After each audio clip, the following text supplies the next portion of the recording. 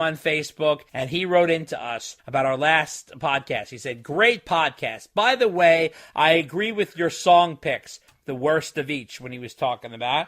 And he also said, you forgot to mention, we were talking about Eddie's guitars from NAMM, that Eddie personally signs the guitars on the back of the headstocks from the NAMM guitars, which he thought was very cool. And I thank you so much, Mauricio. He likes to be called Mauricio, for noting that. And he also said there's one song that he didn't agree with. He said, oops, he says, Tattoo is, in my humble opinion, one of the worst Van Halen songs, which I think you mentioned, Dave. So I think he agrees with you on that. I am obviously not of that opinion because I love the song Tattoo. Thank you, Mauricio, for giving that to us. Mauricio is such a supporter of the podcast. He is the nicest guy. Mauricio was the guy who also reported to us from NAMM, I think about 2 years ago, when he met Michael Anthony and actually mentioned the podcast to Michael Anthony. You should really be listening to Dave and Dave Unchained, which I totally am forever in his debt for that. You know, it's funny. I don't understand the hate for Tattoo. It continues to mystify me. I happen to love that tune. I don't know. What do you make of that, Dave?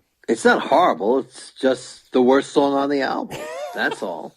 Wow. I'm not saying it's a bad song. Okay, I'm just saying on those collection of songs, it's the worst one. Okay. All right. Well, that's all I'm saying. In my opinion. Okay, that's fine. Does it shock you to hell that they put it as the first single? No, it doesn't. Okay. Because they put it out as a single is the same reason they put out Jump as the first single. Okay. It's a poppy song that they were hoping would get the most reach and the most acceptance. Mm-hmm.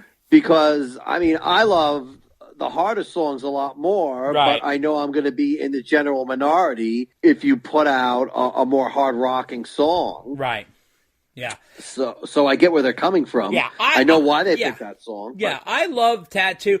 Looking back, you know, in today's world, I mean, granted, this is 6 years ago at this point, even 6 years ago, I really would have gone with She's the Woman as the lead single because you don't get first single, second single, third single. You don't get that room anymore. That doesn't exist. You get one single to make an impression. She's the Woman, which I happen to love, is a solid, very Van Halen sounding song. Kind of like a Panama. Not that it sounds like Panama, but it's got that a very distinctive Van Halen flavor song. I think would have been the one to go with as the lead single because of that reason, because I don't think you get a second single anymore. It doesn't exist. If your first single is gargantuan, you get a second single. But, you know, at this point in time, you're looking to sell the album right out the gate. I would have gone with She's the Woman. I agree. Yeah. I agree. Yeah. I agree, totally. And we are on to letter number 11, and that comes from Brad Martell. And he says, hey, Daves, thank you so much for this podcast. The nice, beefy run times have gotten me through a tedious situation with all the talk of the mighty Van Halen. And I come to you with what I'm sure is an unpopular opinion. Van Halen 3 is among my favorite Van Halen albums. I am not going to say it's my favorite because of a little thing called fair warning, but it could very well be my fourth, even third, favorite Van Halen record. Are my ears broken? Maybe, but the first concert I ever saw was the Toronto date of the Van Halen 3 tour when I was 12 years old. You can't go wrong with the set list. Gary really brought it, and I think Eddie was doing his best, playing at a time by a sheer momentum at their 20-year career point. I can confidently say that Year to the Day is my favorite guitar solo of all time. There's a lot I could ask you, but let's tie it in with my original comment.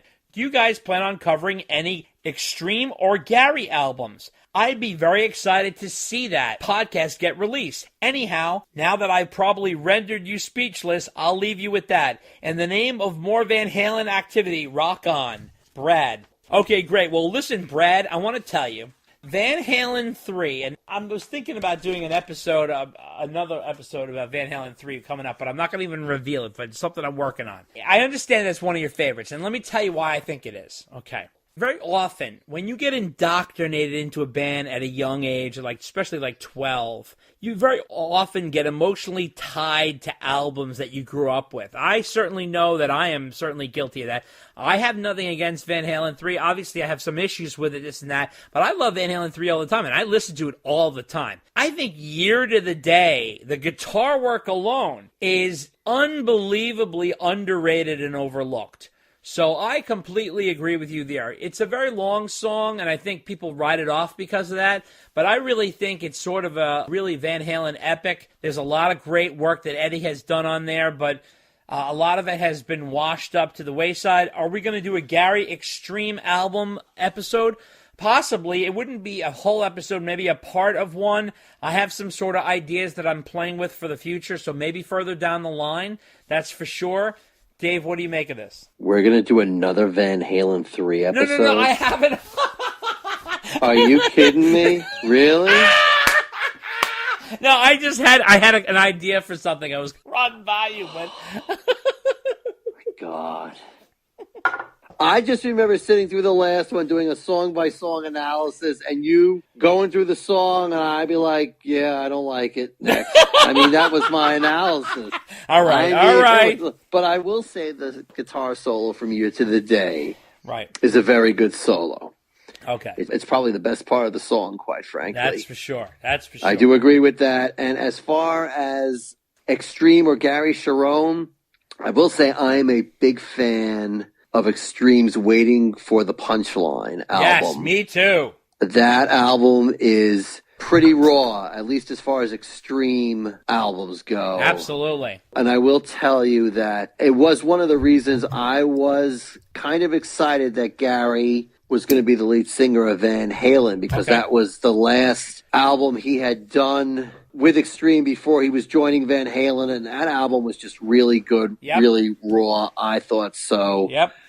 And just well done. And Gary's, effectively his first solo album after he left Van Halen, called Tribe of Judah. Yes. That is also a really good album. Uh-huh. It's a little bit electronica, so if you don't like that, it's not going to be to your liking. Yep. But I recommend that album very highly to anybody who has an open mind. Absolutely. And there was even some tracks on there that were going to be part of the follow-up to Van Halen 3. He's got a few like that sprinkled around. Yeah. There's like one or two on Tribe of Judah. Yeah. I think there's one or two on Extreme's album. Uh-huh. And then there may even be some sprinkled on Hurt Smile. Thank you. His Hurt Smile. Yeah. He's got like a handful of like at least song titles or lyrics or vocal melodies that allegedly were going to be used on the second Van Halen album he was going to be on, but never came to fruition.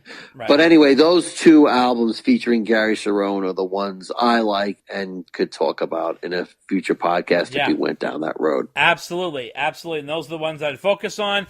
Like Dave suggested, those are the two. If you are fans of Van Halen 3, those are the two albums I would suggest you getting, which is the Tribe of Judah album as well as the Extreme album, Waiting for the Punchline. We are on to letter number 12. Comes from David Roberts, and he just says, what's better than waking up and discovering a new episode of Dave and Dave Unchained is available? And I just want to thank him for that unbelievable nice tweet that he wrote us. And that was when our last episode came out. And David Roberts, thank you so much. That was so nice. He made my total day in saying stuff like that.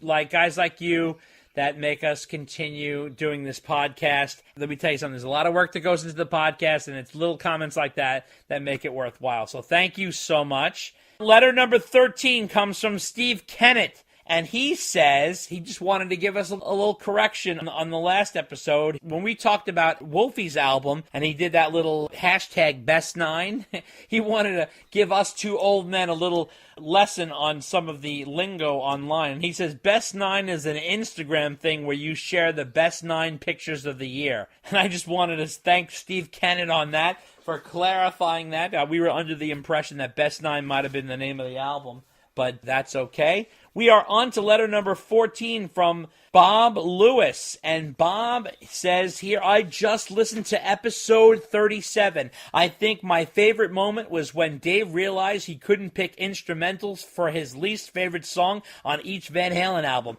I laughed out loud on that one. I saw the Def Leppard and Journey show when they came here in Sacramento, and I was impressed by Def Leppard more than I was expecting. They sounded really good, and Joe Elliott can still sing. My favorite part of Journey was Steve Smith's drum solo. He is absolutely amazing. And I like the idea of a Van Halen documentary as well. However, it would have to be authorized with full cooperation of the band. The Rush biopic Beyond the Lighted Stage was excellent, as well as the ones you mentioned by the Eagles and Tom Petty. But each of them have band member interviews and the band's original music. I know you've seen those quasi-documentaries on Access TV with the British quote-unquote experts who often get the facts and timelines mixed up, not to mention some generic instrumental rock music playing throughout. Don't waste our time with these watered-down shows. You gotta go all in if you're gonna do it. Keep rocking, Bob Lewis. Bob, I couldn't agree with you more. This is the only way to go. Our friend Brandon Wall said it in our last episode. The brothers will never allow it. However, this is definitely the way to go for Van Halen. And to be honest, I really think an all-out documentary and episode about the inner workings of the band could really endear people to them, but I don't think it'll ever happen. What do you think, Dave? Oh, no, it'll never happen. No, Not while most of the band members are still alive. Yep, absolutely. We are on to letter number 15 from Heath McCoy, and he says, great episode, guys. You did a better job of critically reviewing the show, Eddie and Dave, which was the off-Broadway play we did on our last episode. You did a better job of critically reviewing the show than any of the pro reviewers I have read. Reviews have made me suspect the play took a condescending tone, and your interviews made me realize they had a lot of respect for the mighty VH. Yes, in fact, Heath, thank you so much for writing in. Eddie and Dave got an extension on its run, and they're going to be doing some extra shows, I believe, through February 17th, which is already passed if you guys are listening to this. Hopefully they're going to tour this thing, because their run has been very successful. They put a lot of work into this show, and it would make sense to tour it around. You know, to give you a little taste, Heath, reviewers tend to get so self-important and witty, and they go off into their own tangents. We really tried to give our listeners a peek inside the show and how Van Halen-centric it was. That was my goal. I'm a reporter. I'm not a reviewer, but I am a reporter. And I also know from the perspective of what I would like to hear. If I was living in Indiana listening to this podcast and wanting to know about this show in New York City. So I take it from that perspective, and that's what we went with. Any comment, Dave? You are a reporter for a great metropolitan newspaper. Okay. Anything else? And no, that's. I mean, we talked or I should say, you talked so much about Eddie and Dave. Yeah. That anybody, I mean, after listening to your review of the show and your description of the show and your interview with two of the primary people, I mean, I venture to say nobody did as much of an in-depth analysis of that play That's true. as you did. That's true. So after listening to that last episode, if you don't know what's going on with Eddie and Dave, then I don't know what to tell you, because you knocked it out of the park on that one. That's true. That's true. I was really excited about it. I just thought it was a very incredible effort on Amy Statz. They and everybody in the play who acted in it. They were just tremendous, and I was really blown away. And let me tell you something. I went in skeptical. I wouldn't even say I went in with an edge. And let me tell you something. They won me over within 5 minutes. It was that good. I was like, holy crap. I guarantee you, anybody who listens to this podcast who would go see that would fall in love with it. That's how good it was. Okay, letter number 16 comes from Bill at Punk5150. He says, worst song off Fair Warning is One Foot Out the Door? Come on now. You guys listen to that blazing solo at the end? Push Comes to Shove is the worst. Now, Bill, I have to give you credit. You gave me a little pause for thought there. And while there's definitely an argument to be made, The thing that bothers me about One Foot Out the Door is it's so damn short. I almost feel like it's an unfinished demo. And granted, you're 100% right about the blazing solo, and it sounds phenomenal, but it just bothers me that it's like a half-baked idea. I just wish they would have finished the